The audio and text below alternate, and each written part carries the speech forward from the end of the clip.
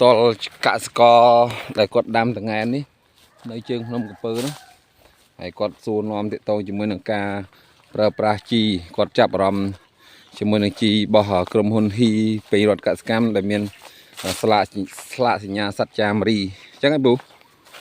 ហ្នឹងហើយពូអាចណែនាំឈ្មោះតិចបានអត់មកជម្រាបសួរអីតិចមកខ្ញុំមកកូនចាលោកគ្រូប៉ុន្តែថ្ងៃនេះខ្ញុំកសិកម្មបរិដាមឈើនេះលោកគ្រូប៉ុន្តែខ្ញុំលែងថាចង់បានលោកគ្រូដែលមកប្រជុំថ្ងៃមុនហ្នឹងខ្ញុំមានយកប្រាំងបញ្ចប់ជាមួយប្រុសហ្នឹងប៉ុន្តែឲ្យលោកគ្រូហ្នឹងមើលកន្លែងដែលថាដែលខ្ញុំត្រូវការជីហ្នឹងសំណាំដូចជាតងែនអញ្ចឹងលោកគ្រូបាទលោកគ្រូអញ្ចឹងការទិញហ្នឹងមកប្រើលើតងែនហើយមានទឹកគ្រប់គ្រាន់អត់មានលោកគ្រូមានណាប្រភពទឹកនេះណាតោះឡើងទៅមើលប្រភពទឹកបាទអញ្ចឹងនេះតងែនរបស់គាត់ប្រហែលដើមពូ100ដើមផ្ទៃដីប្រហែល80អាអញ្ចឹងតងែនរបស់ពូអាយុប្រហែលហើយ7ឆ្នាំហើយបាទអញ្ចឹងនេះអញ្ចឹងដល់ពេលចូលដល់ផ្ទាល់ហ្នឹងมันឃើញទេសភាពក៏ដូចជាការប្រើប្រាស់ហ្នឹងអញ្ចឹងនៅទីនេះគាត់ថាមានប្រភពទឹកគ្រប់គ្រាន់បាទអូនេះគាត់មានអស់ទៀតដែរជាចេះគ្រូខ្ញុំខ្ញុំផ្សាយទេគ្រូណាបាទទឹកនេះខ្ញុំបុកប្រហែលជាចូល$1000អូអញ្ចឹងមានមកឥឡូវអាចតេះបើកបានតែអត់ភ្លើងទេអត់ភ្លើងទេហ្នឹងហើយអត់អីចាំថ្ងៃក្រោយអញ្ចឹងក្រងទិញមកហ្នឹងគឺប្រើប្រាស់ជាមួយនឹងជីរបស់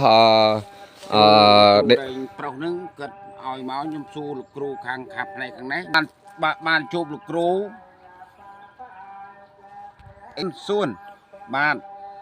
ជីបុនរត់ហ្នឹងក៏អរគុណខ្ញុំសូមអរគុណច្រើនកន្លែងនេះលោកគ្រូបាទហើយខ្ញុំតាម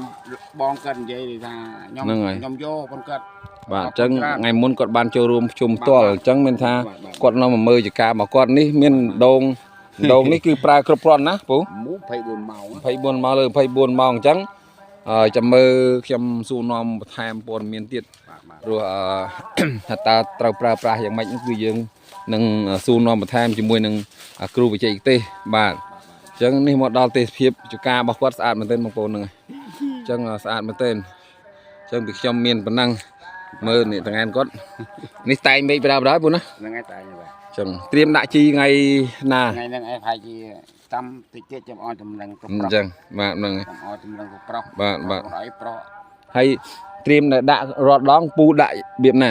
ដាក់គល់មុនអត់មានឆ្វែលជីឆ្វែលណាដាក់ហ្នឹងឯងដាក់គល់អត់មានជីឆ្វែលជុំវិញគល់ទេដាក់គល់ហ្នឹងឯងដាក់គល់ឲ្យនេះតាមពិតនេះស្លឹកវាដល់ណាអញ្ចឹងមានហាត្រឹមណាយើងយកទៅស្លឹកនៅត្រឹមណាគឺ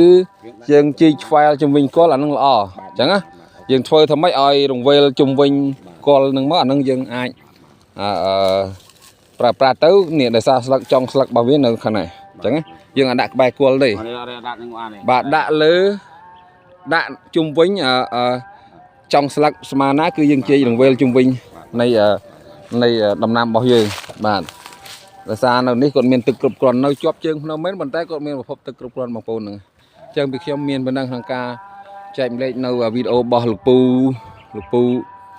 គឹមសាឡុនបាទគឹមសាឡុនសុំលេខទូរស័ព្ទមួយពូហៅលឺលេខទូរស័ព្ទចាំបាទលេខទូរស័ព្ទរបស់ពូ090គាត់លេខបាទ090គាត់នេះលេខផលពូ090គាត់ប៉ុន្មានបាទហ្នឹងអត់អីទេខ្ញុំមានលេខរបស់គាត់ហើយអញ្ចឹងអរគុណច្រើននឹងអរគុណពោឲ្យតងែនឆ្នាំនេះដាក់ជីរបស់ក្រុមហ៊ុនហ៊ីពេញរដ្ឋទទួលបាន